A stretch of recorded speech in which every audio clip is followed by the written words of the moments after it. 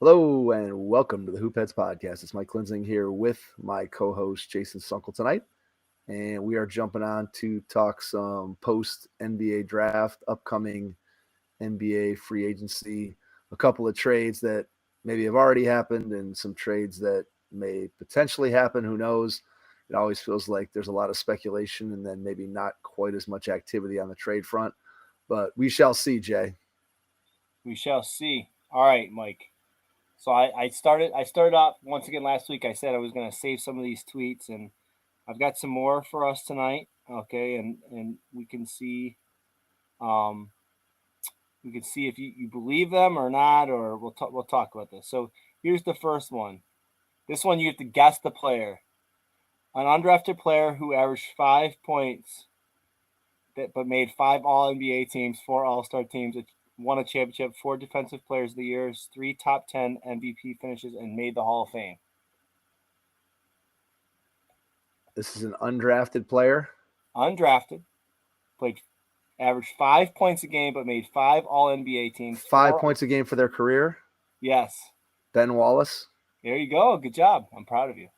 All right, that one was pretty easy. Okay. Okay, this one's a true or false, Mike. Okay. Andrew Wiggins has more career points than Kawhi Leonard.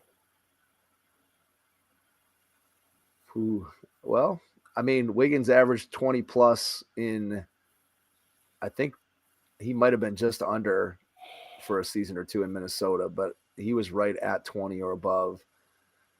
Now he's been in Golden State. I mean, I would say the answer, I mean, Kawhi hasn't played for years, and he only had a couple years at his very peak maximum. I would say it's true, but probably barely. It's true. It is true. I don't have the number. I don't have the numbers in front of me, but I've read by multiple people saying I think it's like by. I would guess they're probably pretty close. Okay, yeah, they're close. So, all right. More Ben Wallace. I meant to include this before. He has two triple doubles, Mike. Two triple doubles, but never had a game with more than 8 assists. Yeah, that's fair. That's Blocks. crazy. That So points, two. blocks, and that's crazy. I don't necessarily think of Ben Wallace as being a shot blocker, but I know he was. But I don't necessarily first thing I think about when I think about Ben Wallace is just like the physicality and the rebounding. He has more blocks in his career than fouls. That's pretty good. When you start thinking about that, you start. I mean, obviously, anytime you think about somebody who's a impactful defender that doesn't foul, I always think of Wilt. How about this never one? fouled out of a game. Ben Wallace, more steals than turnovers. Well, he never has the ball in his hands, so it's hard to turn it over when you don't have the ball. His career high in rebounds was 28 points. His career high in points was 23. Yeah, that's crazy. Interesting career for him. Okay. John Stockton. This blows my mind. John Stockton played 19 seasons. He played every possible game in 17 of his 19 seasons. Okay. All 82 in 16 years and all 50 in the lockout shortened season. Another year, he missed 4 games, and he missed 18 games in another season. He missed 22 games in 19 years, and they were all in 2 seasons. Different era. How about that? How about if we just leave it there? It's a different era. There was no John Stockton was not load managing. Okay, and this one's almost impossible. But I'm going to give it to you and see if you can come out with it. This is the first player in NBA history to have a 50-50-100 season. 50% from the field, 50% from the three, and 100% from the line. They had to have at least a minimum of 100 attempts between the three things in order to reach this. This is the same player, and this is my hint. Okay. Maybe it's the same player that famously played 28 minutes in the game and had zeros across the board on the stat line. I feel like I should know this from that last part. So, who are who's a disappearing out on the court all-star? This guy's never been an all-star, Mike. No, I mean, but I'm saying a guy who, hey, I forgot he was out there. because it's got to be one of those guys. I don't know. I could sit here for a while and He speculate. did it for but the no one Atlanta wants to listen to Hawks. Tony for the Snell. Tony Snell. There you go. That's it. That's a good one. I've heard that before, but that's a good one. Okay, and the last one. Who is the best plus minus in a Game 7 in NBA history? Did it for the Dallas Mavericks. Plus 44. Well, I'm guessing, was that somebody against the Phoenix Suns? Could have possibly been. I'll see if I can. Luka? No. Dorian Finney-Smith? Oh, that's more of the era, the kind of player that you're looking at here. Dwight Powell? No, he's got some funky hair. Oh, that's Reggie Bullock. There you go. Got it. Good Okay. job. The funky hair. So there you go. Those are my fun facts for you tonight, Mike. All right, that's pretty good. Those are some good ones. Yeah, I've got some more. So we don't know what the next episode is going to look like because I'm going to be out of town, but we'll see. We'll see when the next ones come up, Mike. Okay, so we're going to start, Mike. We're going to start with the trade yesterday, and then we're going to talk a little about speculation about things and what's possibly going to happen. So John Collins got traded to the Utah Jazz for Rudy Gay. Rudy Gay always comes up in trade talks. John Collins always comes up in trade talks. I feel like Rudy Gay, Mike, has been in the league for like 15 years. And I don't know that there's been a season that he hasn't been brought up in a trade talk. Do you agree with that statement? He's definitely a guy that when you think about, hey, who are we going to throw into a trade as filler or as a guy that can help us to match salaries? Yeah, Rudy Gay kind of comes to mind. He's had another guy that's had kind of an interesting career. He obviously came into the league with the idea that he could be a star. I mean, that was, I think, coming out of Connecticut, that's what people thought that he could potentially be. And he just has never kind of gotten to that level, but he's been a useful player in different places that he's gone. But to your point, this trade from Atlanta's perspective is just a salary dump to get them underneath they're just trying to get underneath the cap and underneath the looming second apron of this new collective bargaining agreement. So it's not a player for player trade in a sense of Atlanta was trying to replace John Collins' value. It's more a case of they're just trying to dump that salary. Yeah, obviously, my question to you, Mike, is does Rudy Gay suit up for the Hawks this year, or is he gonna be like waived? I think I could see him suiting up. I mean, why not, right? Yeah. I mean, I don't know what it is. Off the top of my head, I don't know what it is, but it doesn't seem like his salary would be something that would be overly burdensome. So I'm looking to see if I can find it here. But yeah, I don't know. It does. My internet. 10 million, Rudy Gay. Yeah. So look, I mean, he probably plays. I mean, Rudy Gay is a helpful veteran that could play spot minutes off the bench. And I guess if somebody gets hurt, he could step up and play some more minutes. I think the more interesting question is obviously what did the Jazz do with John Collins? How does he benefit Utah? I mean, now when you look at what Utah has, right, you're going to go with Walker Kessler at center.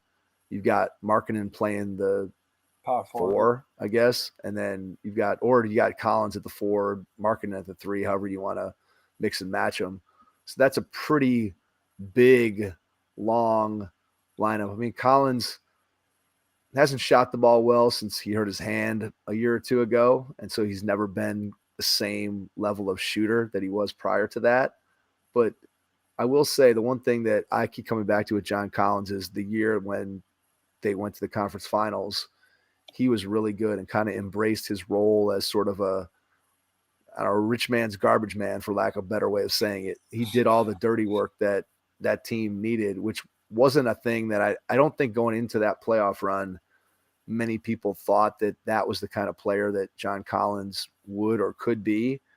And so, look, I don't know, is Utah ready to try to start winning? I mean, they've accumulated lots of draft capital from other teams. I mean, they backed into winning this year for most of the season. Right, but I mean, are they actively now going to be trying to win games, or because they've again because they've accumulated so much draft capital from the Cavs and the Timberwolves that it doesn't matter if they're good or not because they're getting the draft picks.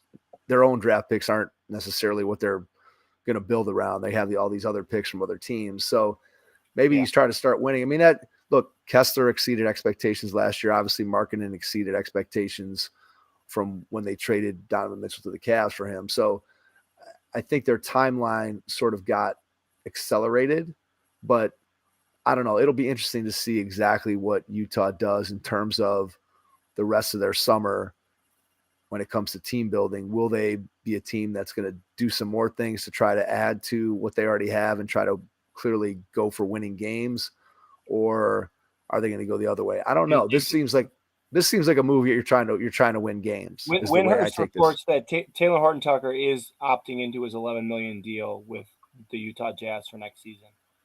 So they've got him on the books too. He literally just tweeted that like half an hour ago. So yeah, certainly. I mean, yeah. I mean, from their standpoint, I mean, yeah, Horton Tucker picks that up. Whatever. I mean, Utah. You just don't know which direction they're going to go. I think that I like that front line. I mean, you got Kessler who blocks a ton of shots, and obviously Markkanen had a breakout year last year. So Collins is still young, and I think he's only 25 actually right now. So he's going to have an opportunity to grow with that team as they continue to build. So I guess for Utah, right, it's a matter of figuring out what's our timeline. To me, that's what it comes down to in Utah. And I guess you get Collins for almost next to nothing. I mean, Rudy Gay is a guy that maybe plays at the back end of your rotation, and why not take a flyer on Collins, give him a different environment, and maybe he blossoms into the kind of guy that you think that he can contribute to a winning team, because I think we saw him do it. Like I said, we saw him do it in a playoff run with the Hawks. So if Utah gets to that point, Collins, I think this to me is a low risk acquisition because I think there's a floor with Collins of what you're going to get. I agree. I think, listen, this move said, I think this move says we're going to try to win now. We're going to try to win. I mean, Rudy Gay wasn't going to be doing it for you, but John Collins, if you get the John Collins that helped the Hawks have a great playoff run, then it gives you a chance. Now, do I think the Utah Jazz are a legitimate threat in the West with a lot of the teams that are currently constructed before free agency starts? Not really. But can they be a 4, 5, 6 seed? I think so. I mean, we have to see how everything else shakes out. So, but I think this is definitely puts them into, we're trying to win now. Like, they're not. Let me ask you this. Can I ask you this? Yeah. So this year we had maybe not as many teams tanking as hard as we thought they would, but we certainly went into the season thinking there were some teams that were going to be tanking, and then there clearly were some teams that tanked down the stretch. But if you look at kind of what's happened since then, I think which teams are going to be tanking as you go into this season. So if you look at the Eastern Conference, the Wizards are going to be tanking. Orlando, are they tanking anymore? I'm not sure they really tanked last year, to be honest with you, right? I mean, they just don't have anything. They just don't. I mean, they don't have enough. They're young, but I don't think they're. Paolo and Fultz, right, Mike? Yeah, there you go. Well, now they drafted Anthony Black, so a lot of the post-draft conversation was that Orlando drafted Anthony Black, who, look, I haven't watched much, if any, Anthony Black at Arkansas, but everything that I read is that he's kind of got a suspect jumper, but a good feel for the game, kind of basically Markelle Fultz. So who knows? Who knows what Orlando ends up doing? I think Chicago might be in the, like, if they fire Sale, like there's been rumors. Maybe, but I don't think they're going to, though. I don't know. Is there a market for any of those three guys? I think DeRozan has a market. Not in the summer, though. DeRozan to me feels like he'll be a January situation. Yeah, he feels like a mid-season trade. Everything that I've read. LaVine was like New York maybe, but like LaVine just seems like a guy that's going to be hard to move. High salary, has never really won big, has injury history. he had a good That dunk seems to me, contest. yeah. Well, I think that to me, I think LaVine's contract is hard to move. He's a guy that maybe you get out of it at the end of that contract, but I think you're pretty much stuck with him. Vucevic, there's Listen, we've talk seen that other he's. guys with hard contracts get moved. I know. I don't think there's a huge market for LaVine. Yeah. Now, that's not to say they can't move him, and it sounds like from what I've read that Vucevic is going to re-sign with Chicago for some type of semi-reasonable amount of money. So I think Chicago is more kind of in like, let's run it back to mediocrity as opposed to being a team that's full on The tanking. I think Washington Wizards and Wizards are clearly tanking. I think Indiana is no longer. I don't think you put them in the tanking category. They didn't really tank last year. Charlotte, Charlotte's in an interesting situation. I think. I think they have to win. I think you have to try to win now with if you get LaMelo back healthy and now you have Brandon Miller. I think you want to get in a situation where you want to be able to keep those guys, especially LaMelo. You want to be able to keep them happy and say, hey, we have a plan. We're going to try to win. And then Detroit, I think the same thing, right? I think Detroit, you pick up which one of the Thompson twins did they get? Ausar, right? I think they got Ausar because that man went to Houston. Sure. Yeah. So I think if Cade comes back, Detroit now is out of tank mode. I think they're going to try to start winning. I have to say, Mike, I was at Cedar Point yesterday and I saw someone wearing a Detroit Pistons jersey and I just said, I'm so sorry. There you go. Hey, look, Detroit has, at the very least, now look, it was tempered this year, and I know they only won 17 games, but the centerpiece of their rebuild is Cade Cunningham, and he was out the whole season. So if Cunningham comes back and he's at full strength, now you have Duren, you have Ivy, you have the Thompson twin, you have some pieces there that can grow together. You're still not going to win a lot because you're so young, but I think those are four guys that around the league. Right? They have a new coach now too. So did they hire Charles Lee, right? Is that who they hired? Yeah. So I think if you're Detroit, you have four pretty intriguing young pieces that I think would have a lot of value around the league. I think those guys are thought of pretty highly, at least at this point, by other teams. And just when you look at their reputation around the league, I think all four of those guys, when you talk Cunningham, Duren, Ivy, and Thompson, those are four guys that just about any team would like to have on their team. So that's a pretty good starting point. So in the East, I think really, to be honest, the only team that I would say is really hard tanking is the Wizards. And to be honest, right, they get Tyus Jones and they got Monty Morris. So they got some tanking. Get out of here. I know they're tanking, but I'm saying they have the potential of having like a semi-competent team. I mean, they could go. I mean, clearly, with this new regime, I think they're going to tank, but they do have some competent players that, if they wanted to go the other direction, which hopefully they don't. So anyway, all right. So Washington, to me, Washington's the only team in the East that's clearly going to the season with the plan to be bad. I think those other teams are looking to try to fight their way up towards the play-in. Would you agree with that? So the West, I think there's nobody. There's nobody in the West that's going to be tanking. I mean, the only team that I give a chance at this, if Dame gets traded, yeah, Portland could be tanking. Portland is tanking hard. Although I don't know that they'd be necessarily tanking, they would just be young, right? They wouldn't necessarily be, hey, we're turning this thing over, because if they trade Dame, they've basically then at that point they've already turned the roster over. Like Scoot is the guy, right? Scoot's the next guy, or at least that's what you're hoping. If you trade Dame, the thought process is we already have our next. Everyone is currently saying that like they had a meeting yesterday and they said we're committed to building around Dame. Now, whether that's just blah blah speak or what, but I mean, can they do anything? Can they do anything in your mind around, if you're going to keep Dame? Is there anything that they could do to move the needle to be able to get the level of player that they would need to get in there to be able to even be competitive at the I don't top of think the so, conference. Mike. I don't either. Because I mean, like I like Simons, but Simons and you're going to trade Simons and what? Nurkic? Like Nurkic is like a contract that nobody wants. I guess they might have some future draft picks that they could trade out, but I just don't think you're getting the level of player. Now, could you?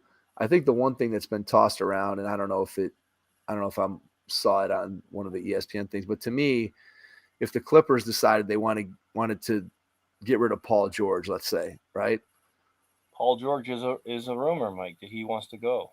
So if you could put Scoot, Lillard, re-sign Jeremy Grant, Paul George, get a bargain basement center, is that, and then whatever they have coming off the bench, is that enough to make Portland a contender? I mean, I guess you could say if Paul George is healthy and playing at the level that he played at when he was at his best, maybe they could slide up into the upper half of the Western Conference, but I don't think there's much they can do. What if you could trade Isaac Okoro, Imani Bates, Jared Allen for Paul George? Would you do it if you're the Cavs? Tell me the trade again. Okoro, okay. Allen, Imani Bates, the guy we drafted. No, I know who he is. Would you trade that for Paul George? I say yes. The only thing that gives me pause is that then you have to go out because we were already woefully thin on bigs. So I'm not sure I want Mobley playing. What if you get Isaiah Hartenstein back with that too? Well, he's in New York, so I don't know how. Oh no, who's there like Hassan Whiteside? Well, yeah. What about Whiteside? No. You'd go out to the free agent market and just pick up a bargain basement guy somewhere that could play some minutes at center. You can't go into next season with Mobley as the lone big. So the question becomes, one, can Paul George stay healthy, right? The healthy version of Paul George is clearly a superior player to any of those three players that you're dealing out. However, you have 4 years with the Clippers where his ability to stay healthy and stay on the floor has been, let's say, challenging at best. So I don't know. I think I probably do it, but that seems like a win the championship now move. And I'm not sure that even if Paul George plays 82 games at the peak of what Paul George can be, I don't know still that the Cavs are necessarily a championship team. But it's intriguing because I don't know. After watching Jared Allen in the playoffs, Okoro, I think his destiny is to be a 7th or 8th man playing 18 minutes on a good team. I just don't think you could play Isaac Okoro as a starter with the offensive liabilities that he has as a shooter and as a scorer. I don't see it. If he hasn't developed it or shown at least a little bit of sign to this point, it's hard to believe he's going to develop anything. And then Imani Bates, I mean,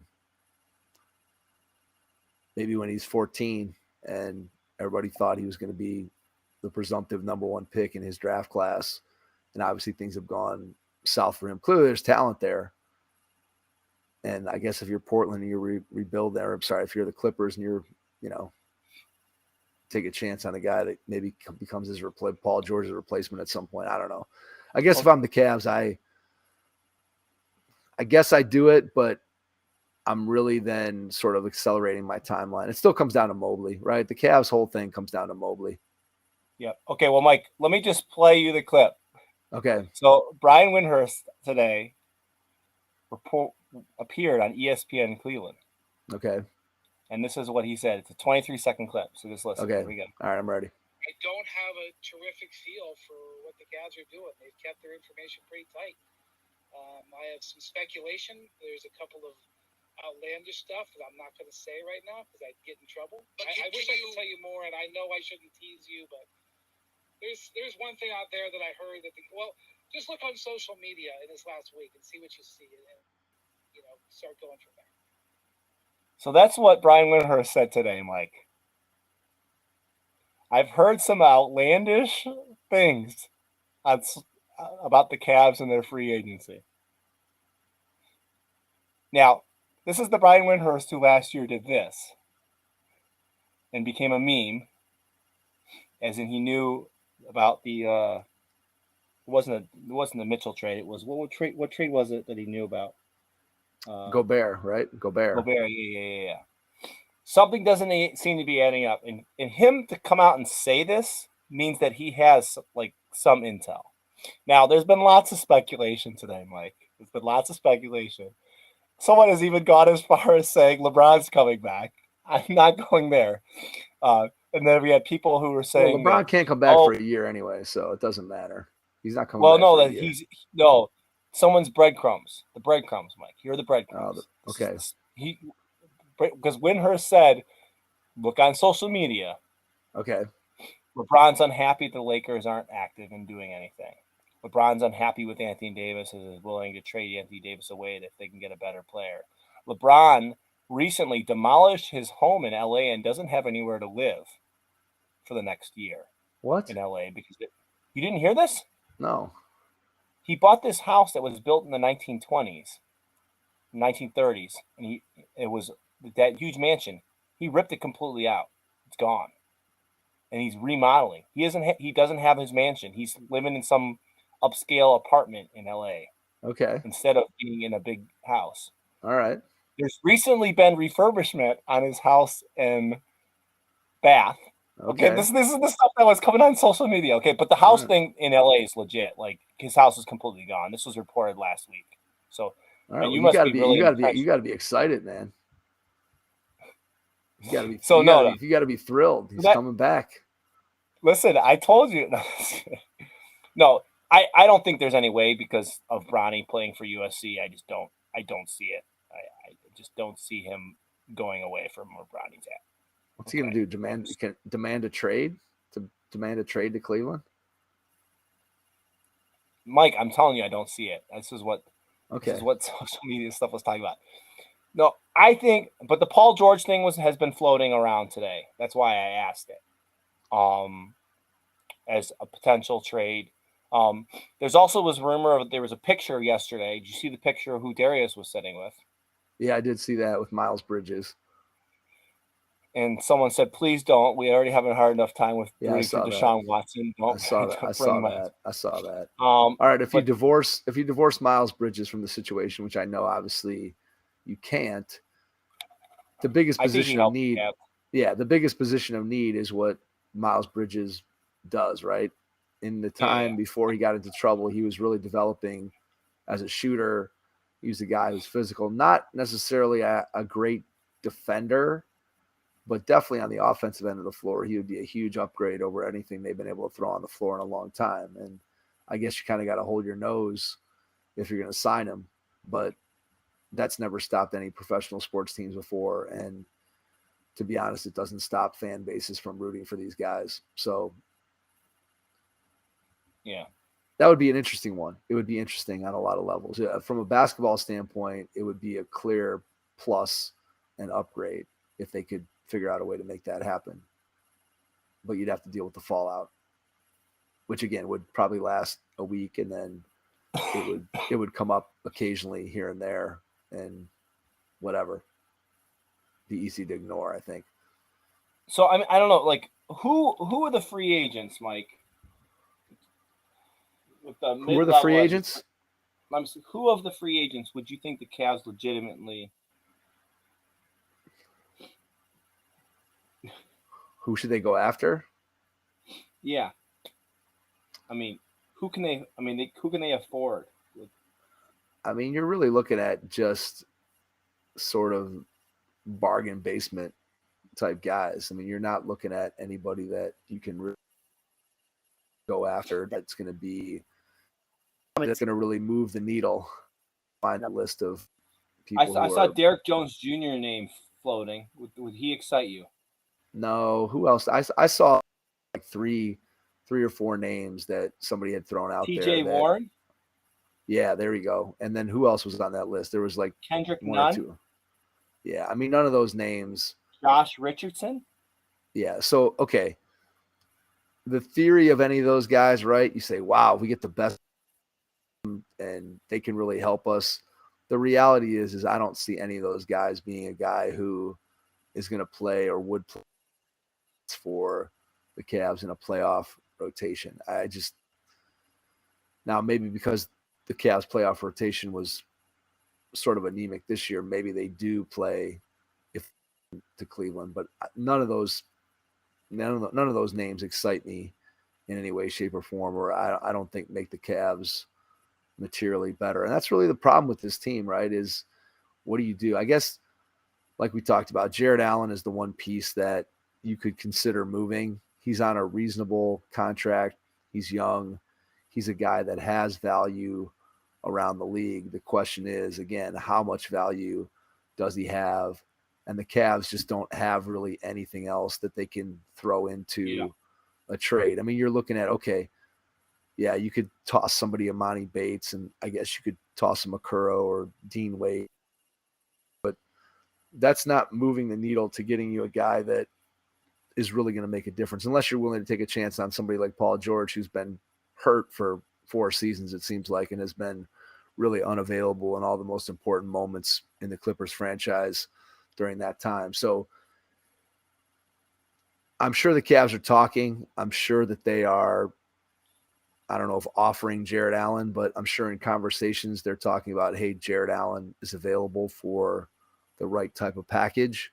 I can't imagine that there's any way, shape, or form that Garland, Mitchell, or Mobley would even be discussed as far as a trade in some way.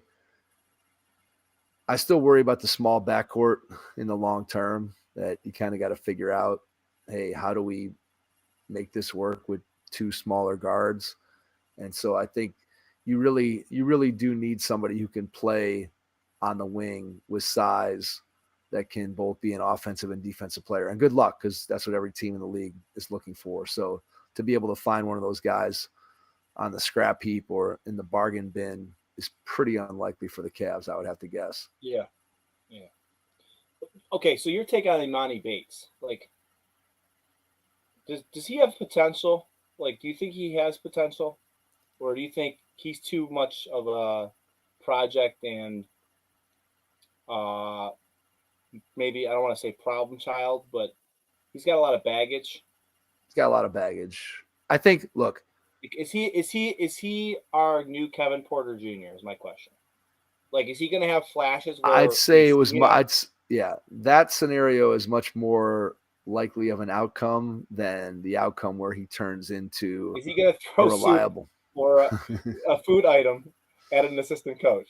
Well, so here's the thing, right? Is clearly, if you want to go back, and that Sports Illustrated article that was written about him came out when he was 14, maybe, and basically that article painted him as the next LeBron, a surefire guy that was going to be potentially a number 1 pick in an NBA draft. And so I think the thing when you look at, right, it's always, I think Simmons has said this, that you look at guys who had a pedigree in high school and maybe they didn't have as great of a college career or maybe as great of a freshman season as you might have wanted them to. You go back and you look and say, okay, this guy was rated number 1 in his class, or he was number 2 in his class, or whatever it was. And those are guys that maybe if you get them in the right environment, that there still has to be, there's talent there. Like, that many people didn't evaluate this guy a great player because he didn't have talent. So I think Emoni Bates has talent. The question just becomes, as with any guy, right, what kind of a guy he is, what kind of work ethic does he have, what kind of teammate is he going to be? Is he going to be a guy who's going to take his career seriously and put in the work and the time and the discipline that's necessary to get where he wants to go? Or is he just going to be a guy that sort of tries to cruise on his talent? Now, you would hope that where he is now as a second-round pick out of Eastern Michigan is different from where he was 2 years ago as a top recruit at Memphis.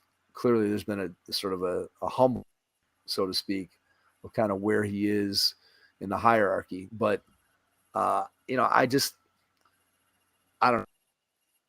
The outcome is that he's a guy who tantalizes you occasionally in garbage time with, wow, look at that. Look what this guy can do. But when push comes to shove, he's probably not going to be a guy that's going to live up to his potential just based on what he is. Now, clearly as a Cavs fan and just as a human being, you're rooting for a guy who has that kind of talent to be able to settle down and figure it out. But I think that that's pretty unlikely. Yeah. I'd like to think best thoughts for him, but and here's the thing. I think if he's got, I really think Mitchell's a good leader. I think Mitchell will do a good job, like guiding him in the right direction. Because I think Mitchell, at least to me, seems like a good dude. Seems like he's got his head on straight. Seems like, seems like the Cavs have a good culture, right? It seems like they have a good culture. Like, listen, he's, Mitchell sitting courtside the last 2 nights ago at a New York Liberty game. Like, he's supporting WNBA. He's always doing things. He was at did you see him hitting home runs at the he did like the home run derby with with Greg Newsom's had like a softball charity thing. Greg Newsom. Is that baseball? No, you know who Greg Newsom is? Is that the Browns cornerback guy? from the Browns. Yeah, cornerback from the guy. Browns. They had like a charity thing, and they were playing. It was like a home run derby and softball. Did they use bats and gloves in that game? Yeah. Bats and gloves. Okay. Mitchell won the home run derby and called himself Spider Ohtani. There you go. Nice. Yeah. Hey, I know Ohtani. Yeah. Well, hey, Ohtani tonight, Mike, 2 homers and 10 strikeouts as a pitcher. That's pretty good. That dude.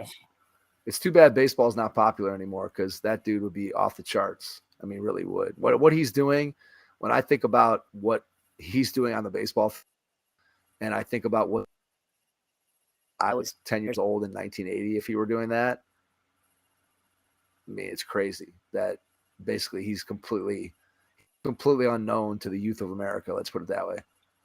Yeah, for sure. That is a true statement. Sorry. All right, there's our baseball sidebar conversation. So, baseball analysis. Other than that, I think he's got a chance. Imani Pick's got a chance to get back on what we were talking about. Do I think it's a for sure thing? No, I don't. Do I feel strangely more confident in him being like possibly productive in comparison to some of the other guys we've picked in recent years? I think he has a chance. Do I think it's a for sure thing? No. But do I weirdly feel more positive about the pick? I know, and getting him where we got him, we have to understand that gets factored in as well. Do I feel better about picking him than I did when the Cavs picked up Okoro? Oddly, I think yes. Wait, so you think that the 49 pick in the second round, you feel more confident that he's going to be Well, no, I'm saying getting him where we got him and picking Okoro where we picked Okoro. I don't necessarily. So you feel more confident that you're going to get better relative to their draft slot. You feel like Imani Bates is more likely to outplay his production or more production compared to the average number 49 slot. That's what I'm saying. Okay, so he's going to outperform his draft position, is what you're saying, more so than you thought Okoro was going to outperform the fifth spot. Here's a bold prediction. I think he's going to be the best player in the second round of the draft by the time his career is over. Okay, man, if that happens, that would be quite an accomplishment for him and for the Cavs. And look, talent there, so what you're betting on. And look, but what you're betting on is that you get the guy into your environment, you get him into your building, and you work with them both on the basketball floor, off the basketball floor, and you hope that he turns into a guy who can at least the majority of his potential. And if he does that, he's got a chance. Look, anybody who's a small forward with a pulse should want to be in Cleveland because there's a tremendous opportunity there to be able to get minutes and play, because that position last year, in particular in the playoffs, is just a black hole screaming out for somebody to fill it. And if the Cavs could fill it with somebody who actually was good, and look, even if Emoni Bates is good, the chances that he's going to be good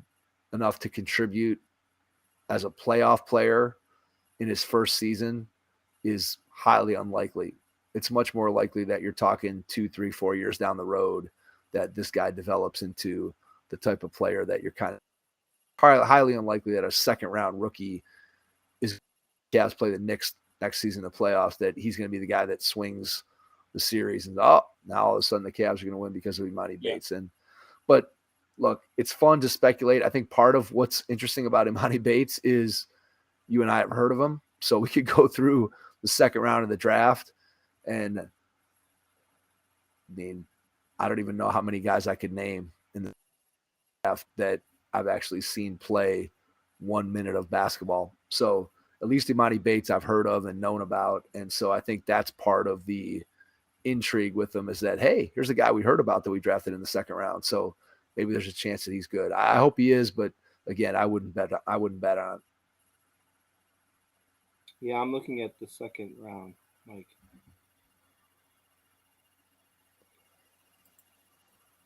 I heard of Jordan Walsh.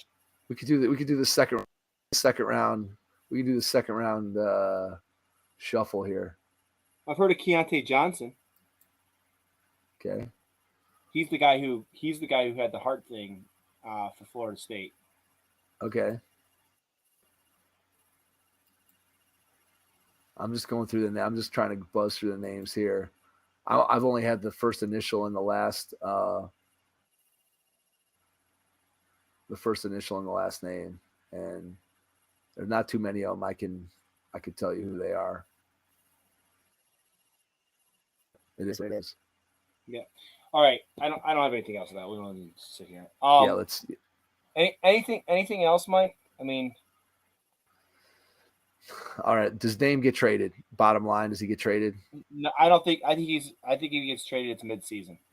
Yeah, I think it's a no. I think he go midseason. If they're plummeting, if they're not doing well, he's gone.